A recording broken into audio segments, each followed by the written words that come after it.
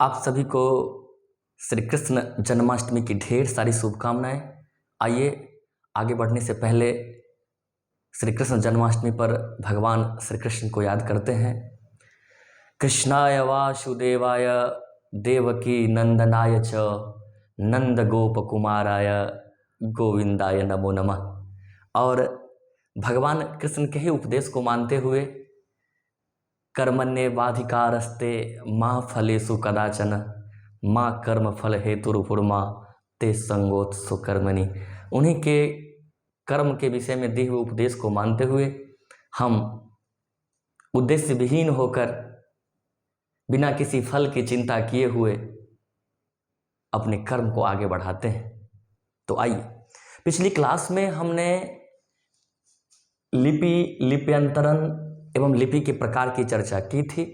कुछ तकनीकी खराबी के कारण अंत समय में मैं इसे समझाने में असमर्थ रहा था, तो सारी बातें लिखी हुई हैं। आज मैं इन चीज़ों को समझने की कोशिश करूंगा और समझाने की कोशिश करूंगा। तो आइए, पहला जो शब्द है लिपि, तो लिपि को समझते हैं। लिपि ध्वनि भाषा का जो मूल इकाई है, जो सबसे छोटी इकाई है वर्ण को लिखने के लिए, रिप्रेजेंट करने के लिए जिन चिन्हों और संकेतों का प्रयोग किया जाता है, उन्हीं चिन्हों और संकेतों के व्यवस्थित रूप को लिपि कहते हैं। अर्थात प्रारंभ में जब भाषा को लिखने की जरूरत महसूस हुई होगी, मानव जब भाषा को अस्थायित्व देना चाहा होगा, तो उसे प्रत्येक ध्वनि के लिए, आवाज के लिए कुछ संकेतों की जरूरत पड़ी होगी, और इन्हीं ध्वनि संकेतों के चिन्हों का जो व्यवस्थित रूप है उसे ही हम लिपि कहते हैं।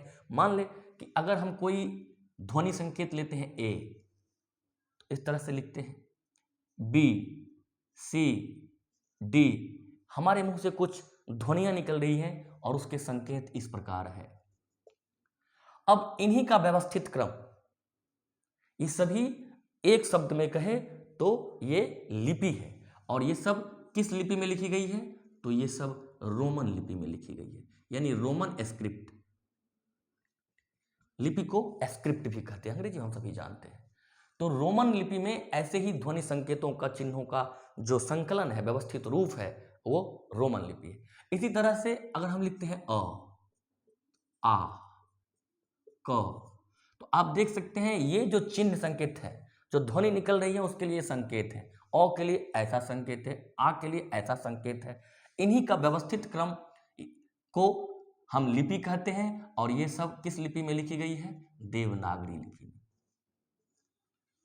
तो साथियों, आप लिपि को समझ गए होंगे। भाषा को व्यवस्थित रूप देने के लिए ध्वनि को, जो ध्वनि है उसे कुछ संकेत दिए गए, और उन्हीं संकेतों के, चिन्हों के व्यवस्थित रूप को लिपि कहते हैं। तो लिपि को आप समझ गए होंगे। और संसार में बहुत सारी लिपियां हैं, लेकिन सभी लिपियों को मुख्य तौर से, मैंने लिपि के प्रकार की चर्चा की थी, 3 भागों में बांट दिया गया है। एक ब्राह्मी लिपि से व्युत्पन्न, पहले तो चित्र लिपि, जहां चित्रों के माध्यम से चीजों को दर्शाई जाती है।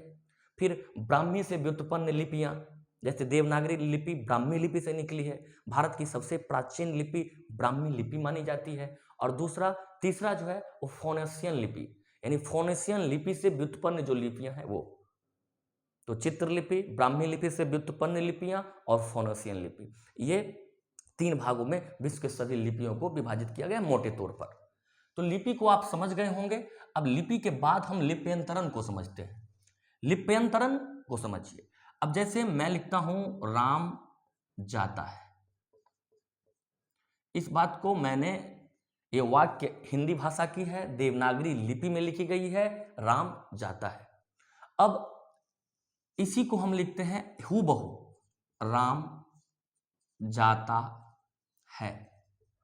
तो ये देखिए, जैसे जैसे इसमें लिखा हुआ है, हमने वैसे ही उसी भाषा को, राम जाता है हिंदी भाषा को लिखा और इसको लिपि चेंज कर दिया। यानी ये देवनागरी से ये किस में चली गई? रोमन लिपि में। ये पहले देवनागरी में थी, अब रोमन में हो गई। तो लिपि के इसी अंतरण को, कि भाव बिल्कुल वैसे का वैसे उसके लिपि को बदल देना लिप्यंतरण है। समझ गए होंगे। एक शब्द लेते हैं, Ram is going. Ram is going. इस वाक्य को आप देखिए, ये वाक्य अंग्रेजी भाषा की है और इसकी लिपि रोमन लिपि है। अब इस भाषा को वैसे ही वाक्य अंग्रेजी भाषा के ही लिखते हैं, लेकिन हम लिपि को चेंज कर देते हैं। हम लिखते हैं Ram is going. Ram is going. हमने क्या किया, लिपि यहां रोमन से देवनागरी कर दिया। तो लिपि अंतरण को भी समझ गए होंगे साथियों। तो इसी प्रकार की जो बारीक से बारीक जानकारियां हैं और प्रत्येक विषय की, अभी मैंने फंडामेंटल मैथमेटिक्स का क्लास को आगे बढ़ाया, फिर भाषा की क्लास को हम आगे लेकर चल रहे हैं। आने वाले समय में बहुत जल्द आपको फिर जो जीके जीएस, आधुनिक भारत का इतिहास, इंग्लिश की स्पेशल क्लासें आपको इस पेज के माध्यम से दी जाएगी, इस चैनल के माध्यम से दी जाएगी। तो निश्चित रूप से अगर हमारे प्लेटफॉर्म पर आप नए हैं तो पेज को लाइक कर, अगर यूट्यूब पर देख रहे हैं तो चैनल को सब्सक्राइब कर अपना सहयोग और समर्थन दे। नैतिक रूप से हमें आपके समर्थन की ज़रूरत है और हम आपको विश्वास दिलाते हैं निश्चित रूप से इसके माध्यम से आपको लाभ ही होगा, हानि नहीं होगी। तो मिलते हैं अगले वीडियो में, तब तक के लिए आप सभी का बहुत बहुत धन्यवाद।